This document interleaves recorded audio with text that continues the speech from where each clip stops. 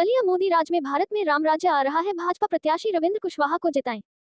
रक्षा मंत्री राजनाथ सिंह। सिकंदरपुर बलिया लोकसभा चुनाव के प्रचार में अब कुछ ही दिन शेष रह गए हैं, जिसके बाद जनता अपना फैसला ईवीएम में सुरक्षित कर देगी, जिसके बाद परिणाम 4 जून को आएंगे।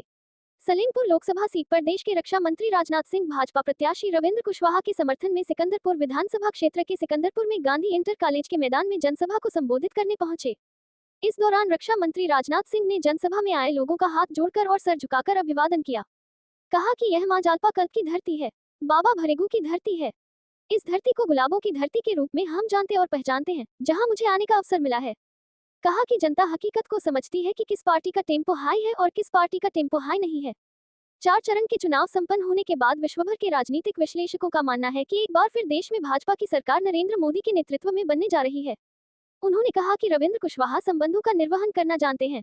हमें संसद या संसद के बाहर यह पूरे खुशी के साथ मिलते हैं। उन्हीं को जिताने की अपील करने के लिए मैं आप लोगों के बीच आया हूं।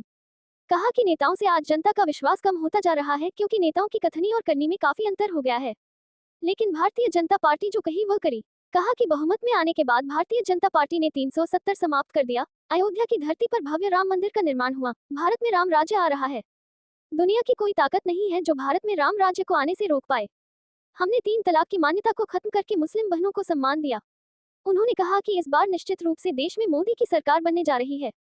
उन्होंने सपा को समाप्त पार्टी कहते हुए कहा कि साइकिल की चेन तो आप लोगों ने उतार दी है, और जहां 10 साल से साइकिल की चेन चढ़ी ही नहीं है। 2004 में आप लोगों ने कांग्रेस की सरकार बनाई। कांग्रेस पर हमला करते हुए कहा कि जैसे विश्व उसके बाद मुक्त हो गए, उसी तरीके से 2004 में कांग्रेस मुक्त हो जाएगी। अटल जी ने इस देश को बनाया दुनिया में धन दौलत के मामले में, अर्थव्यवस्था के आकार के मामले में 11वें स्थान पर लाकर दिया। कांग्रेस के सभी प्रधानमंत्रियों ने कहा था कि देश से गरीबी को हटाएंगे, और 10 साल तक डॉक्टर मनमोहन सिंह जी प्रधानमंत्री छूटने का काम किया जाता था।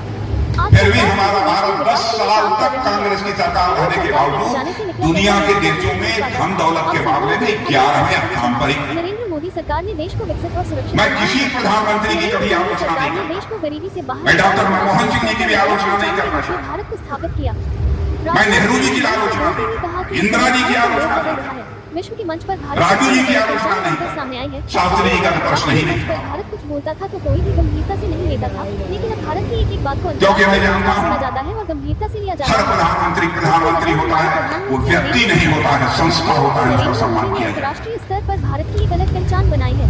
मैं किसी को गाली दे प्रभावित था, अब देश अपना कद नहीं बड़ा करना दे रहा है। आज का भारत घर में घुसकर, लेकिन उनके आज भारत में डॉक्टर मनमोहन सिंह जी के समय भी दुनिया में धन दौलत के मामले में 11वें स्थान पर खड़े थे। करिश्मा किया है आपके प्रधानमंत्री मोदी जी ने, बहनों भाइयों। 56 इंच चौड़े सीने के प्रधानमंत्री ने करिश्मा किया।